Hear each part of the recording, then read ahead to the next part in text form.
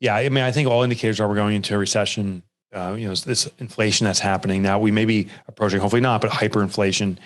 And the only way to get in front of it is by being proactive. Now, I believe, and I truly do believe this, that we as small business owners can make a choice not to participate in a recession, meaning you don't just have to roll over and take the punch. Large corporations kind of forced into it when they're serving a mass community. They can't retain all those customers. They're going to lose a percentage. But a small business, they may lose some customers, but there's opportunities to gain those 1 or 2 or 10 or 20 you lose. Like we're talking about smaller numbers, which in this case is to our advantage. But one of the things that we need to do to not participate in a recession is to build efficiency. The more you can get done with less resources translates to greater sustainability, translates to greater profitability.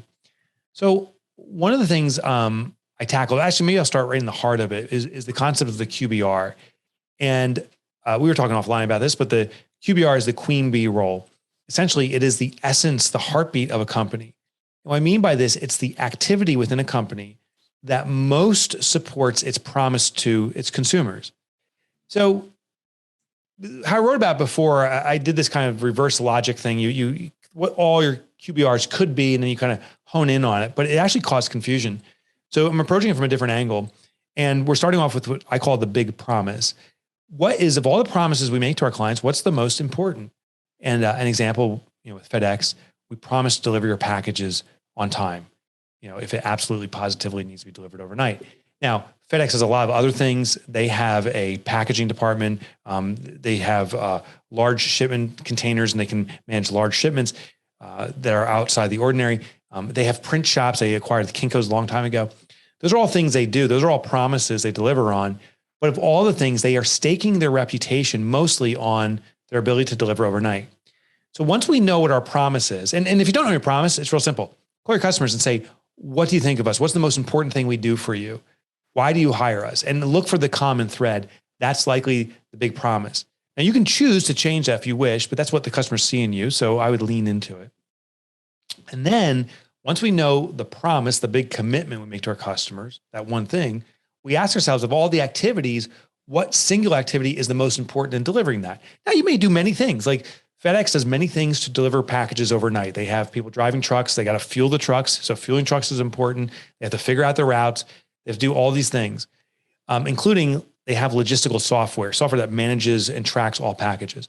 Of all those things, if they prioritize it, what most delivers on delivering packages on time? And it's logistics. It's knowing where packages are going to be at certain times so they can continue on their routes. So that's the most important. All those things are important, but that's the most important. Then what FedEx needs to do, and what we need to do, is once we know what our QBR is, the queen bee role, heart of the business, we always must make sure that's humming along. It must always be served. You can't say, you know what, today we're not going to worry about logistics. We're just going to worry about cleaning our trucks and making them more shiny today.